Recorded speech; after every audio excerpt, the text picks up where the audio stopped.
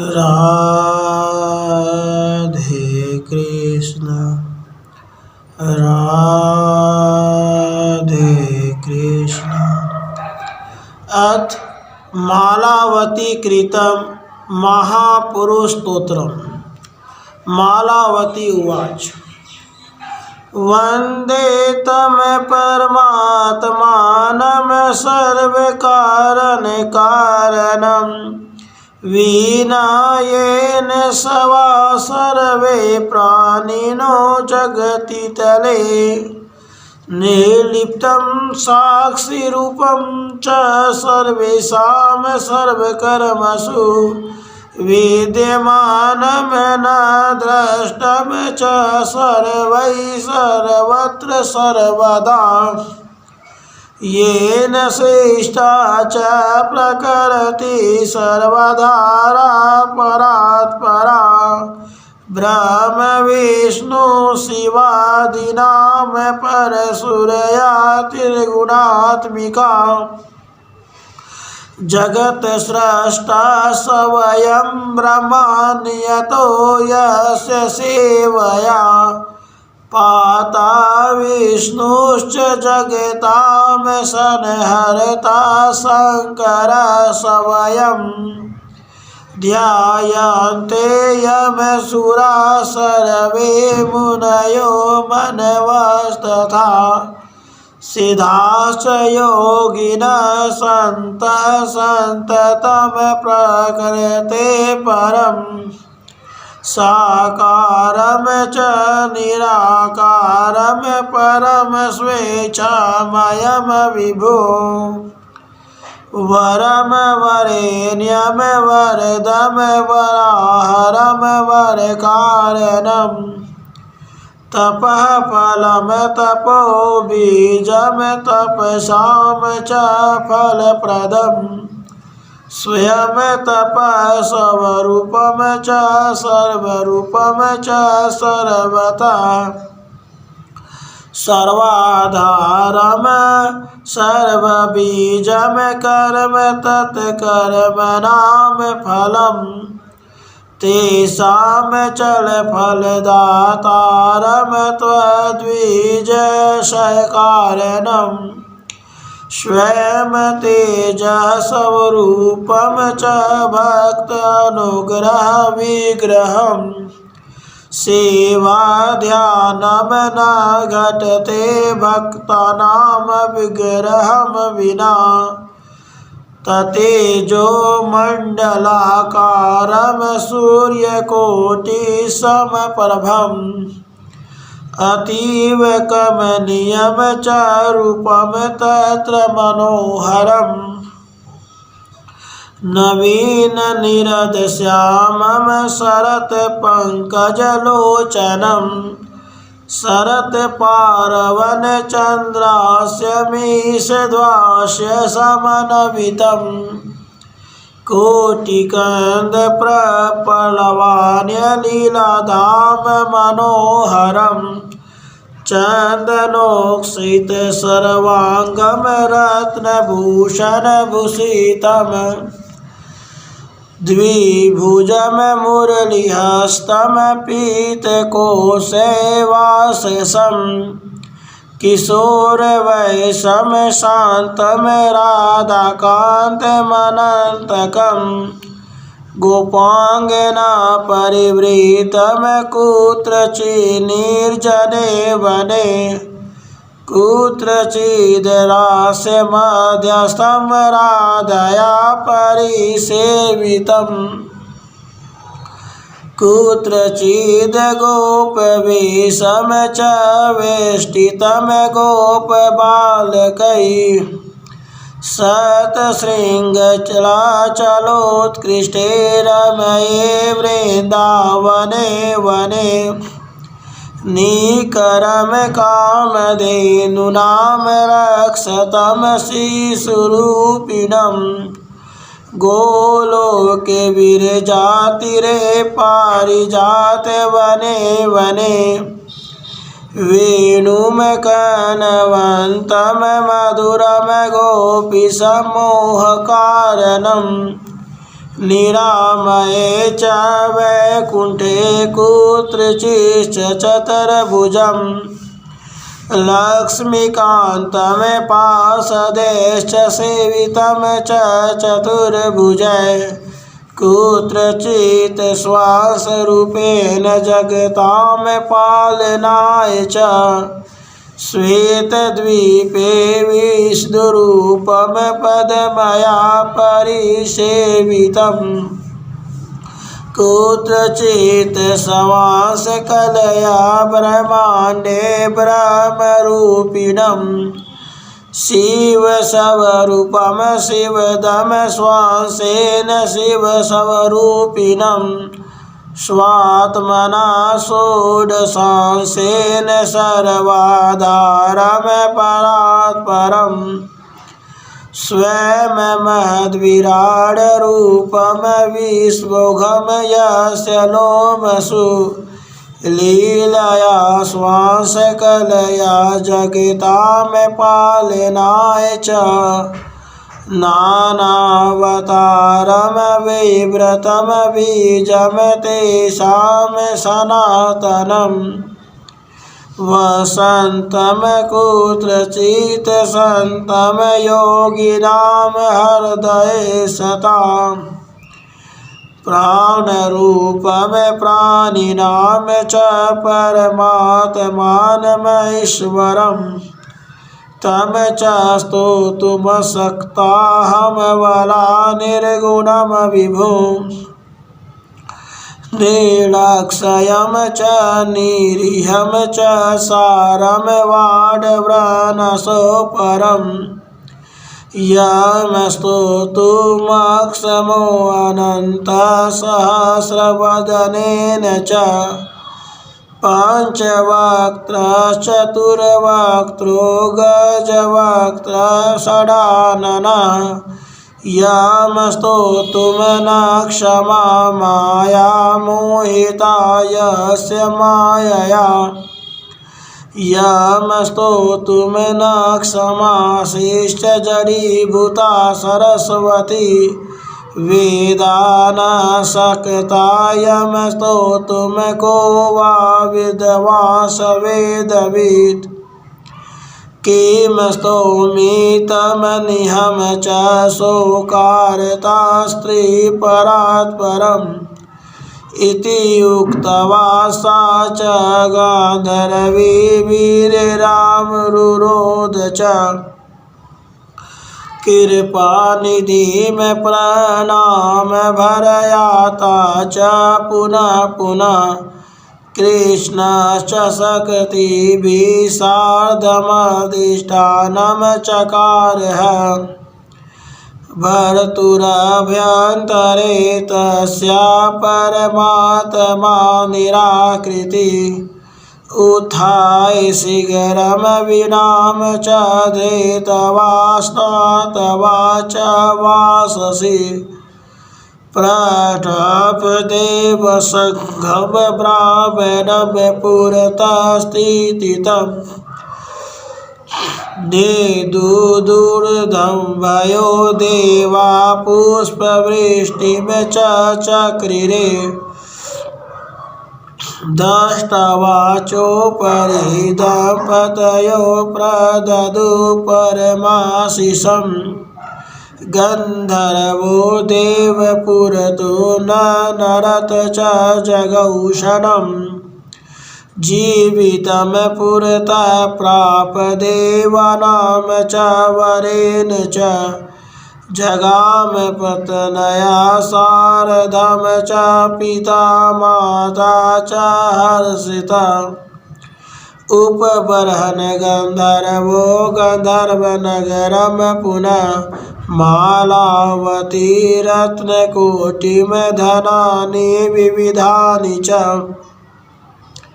प्रददौ ब्राह्मणे भयश्च भोजयामास तान् सती वेदाश्च पाठयामास कारयामास मङ्गलम् महोत्सवं च विविधं हरेणार्ममेकमङ्गलम् जगमूर्देवाश संस्थानम विप्ररूपी हरिः स्वयम् एतत् ते कथितं सर्वेश्वराजं च शौनक इदं स्तोत्रं पुण्यरूपं पूजाकाले तु यः पठेत् हरिभक्तिं हरेदास्य लभते वैष्णवो जन वरार्थिय पठेत् भक्त्या चास्तिक परमास्थया धर्मार्थ काम मोक्षाणां निश्चितं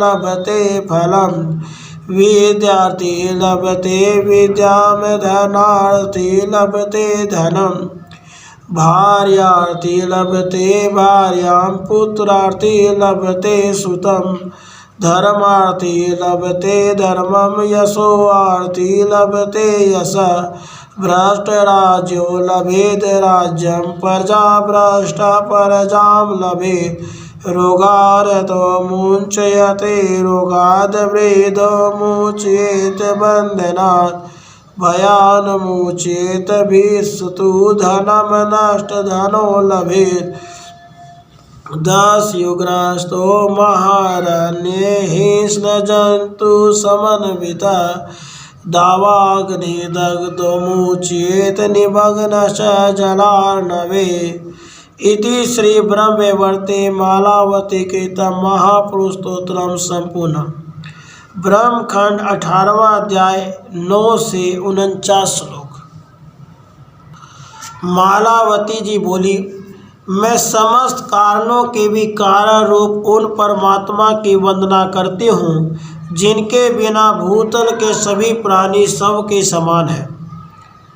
वे निर्लिप्त हैं, सबके साक्षी हैं, समस्त कर्मों में सर्वत्र और सर्वदा विद्यमान हैं, तो भी सबकी दृष्टि जानकारी में नहीं आते हैं। जिन्होंने सबकी आधारभूता उस परात्परा प्रकृति की सृष्टि की है, जो ब्रह्मा विष्णु और शिव आदि की भी जननी तथा त्रिगुणमयी है।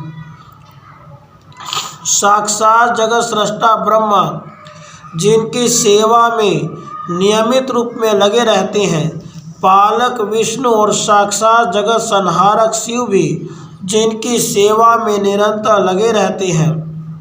सब देवता मुनि मनु सिद्ध योगी और संत महात्मा सदा प्रकृति से परे विद्यमान जिन परमेश्वर का ध्यान करते हैं, जो साकार और निराकार भी है, स्वेच्छामय रूपधारी और सर्वव्यापी है, वर वरेण्य वरदायक वर देने के योग्य और वरदान के कारण है, तपस्या के फल बीज और फलदाता है, स्वयं तपस स्वरूप तथा सर्वरूप है, सबके आधार सबके कारण, संपूर्ण कर्म उन कर्मों के फल और उन फलों के दाता है, और जो कर्म बीज का नाश करने वाले हैं, उन परमेश्वर को मैं प्रणाम करती हूँ। वे स्वयं तेजा स्वरूप होते हुए भी भक्तों पर अनुग्रह के लिए ही दिव्य विग्रह धारण करते हैं, क्योंकि विग्रह के बिना भक्तजन किसकी सेवा और किसका ध्यान करेंगे। विग्रह के अभाव में भक्तों से सेवा और ध्यान बन ही नहीं सकती। तेज का महान मंडल ही उनकी आकृति है। वे करोड़ों सूर्यों के समान दीप्तिमान हैं। उनका रूप अत्यंत कमनीय और मनोहर है। नूतन मेघ किसी श्याम कांति, शरद ऋतु के प्रफुल्ल कमलों के समान नेत्र, शरद पूर्णिमा के चंद्रमा की भांति मंद मुस्कान की छटा से सुशोभित मुख और करोड़ों कंदर्पों को भी तिरस्कृत करने वाला लावण्य उनकी सहज विशेषताएं हैं। वे मनोहर लीला धाम हैं। उनके संपूर्ण अंग चंदन से चर्चित तथा रत्नमय आभूषणों से भूषित है। दो बड़ी बड़ी भुजाएं हैं, एक हाथ में मुरली है। श्री अंगों पर रेशमी पीताम्बर शोभा पाता है। किशोर अवस्था है। वे शांत स्वरूप राधाकांत अनंत आनंद से परिपूर्ण हैं। कभी निर्जन वन में गोपांगनाओं से घिरे रहते हैं, कभी रास मंडल में विराजमान हो राधा रानी से समाराधित होते हैं। कभी कहीं गोप बालकों से घिरे हुए गोप वेश से सुशोभित होते हैं। कभी सैकड़ों शिखर वाले गिरिराज गोवर्धन के कारण उत्कृष्ट शोभा से युक्त रमणीय वृंदावन में कामधेनुओं के समुदाय को चराते हुए बाल गोपाल के रूप में देखे जाते हैं। कभी गोलोक में विरजा के तट पर पारिजात वन में मधुर मधुर वेणु बजाकर गोपांगनाओं को मोहित किया करते हैं। कभी निरामय वैकुंठ धाम में चतुर्भुज लक्ष्मीकांत के रूप में रहकर चार भुजाधारी पार्षदों से सेवित होते हैं। कभी तीनों लोकों के पालन के लिए अपने अंश रूप से श्वेत द्वीप में विष्णु रूप धारण करके रहते हैं और पद्मा उनकी सेवा करती हैं। कभी किसी ब्रह्मांड में अपनी अंश कला द्वारा ब्रह्मा रूप से विराजमान होते हैं। कभी अपने ही अंश से कल्याणदायक मंगल रूप शिव विग्रह धारण करके शिव धाम में निवास करते हैं। अपने 16वें अंश से स्वयं ही सर्वाधार परात्पर एवं महान विराट रूप धारण करते हैं, जिसके रोम रोम में अनंत ब्रह्मांडों का समुदाय शोभा पाता है। कभी अपने ही अंश कला द्वारा जगत की रक्षा के लिए लीला पूर्वक नाना प्रकार के अवतार धारण करते हैं। उन अवतारों के स्वयं ही सनातन बीज हैं। कभी कहीं योगियों एवं संत महात्माओं के हृदय में निवास करते हैं। वे ही प्राणियों के प्राण स्वरूप परमात्मा एवं परमेश्वर हैं। मैं मूढ़ अबला उन निर्गुण एवं सर्वव्यापी भगवान की स्तुति करने में सर्वथा असमर्थ हूँ। वे अलग से सारभूत तथा मन और वाणी से परे हैं। भगवान अनंत सहस्र मुखों द्वारा भी उनकी स्तुति नहीं कर सकते। पंचमुख महादेव, चतुर्मुख ब्रह्मा, गजानन गणेश और षडानन कार्तिकेय भी जिनकी स्तुति करने में समर्थ नहीं है। माया भी जिनकी माया से मोहित रहती है।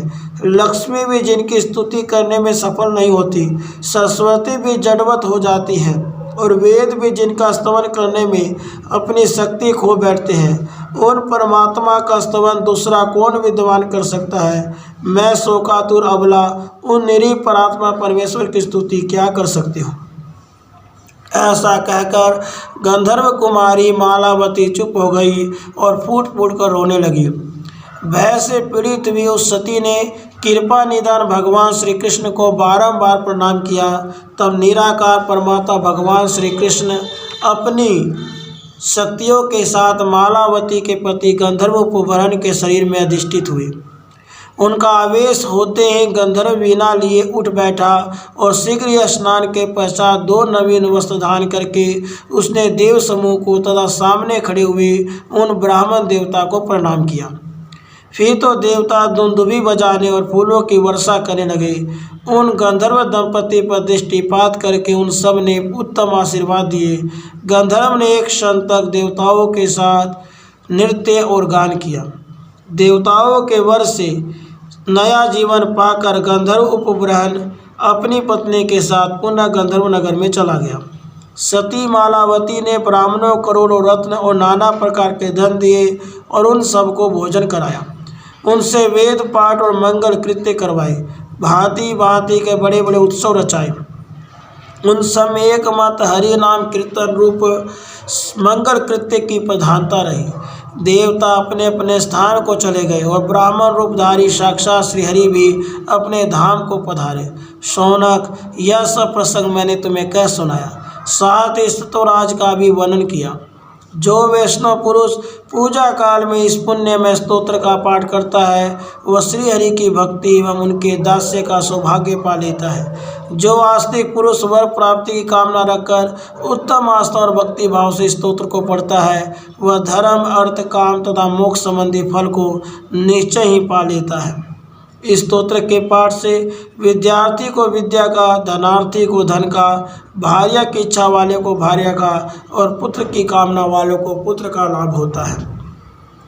धर्म चाहने वाले को धर्म और यश की इच्छा वाला यश पाता है। जिसका राज्य छिन गया है वह राज्य और जिसकी संतान नष्ट हो गई है वह संतान पाता है। रोगी रोग से और कैदी बंधन से मुक्त हो जाता है। भयभीत पुरुष भय से छुटकारा पा जाता है। जिसका धन नष्ट हो गया है उसे धन की प्राप्ति होती है। जो विशाल वन में डाकुओं अथवा हिंसक जंतुओं से घिर गया है, दावा नल से दग्ध होने की स्थिति में आ गया है अथवा जल के समुद्र में डूब रहा है, वह भी इस स्तोत्र का पाठ करके विपत्ति से छुटकारा पा जाता है। राधे कृष्ण राधे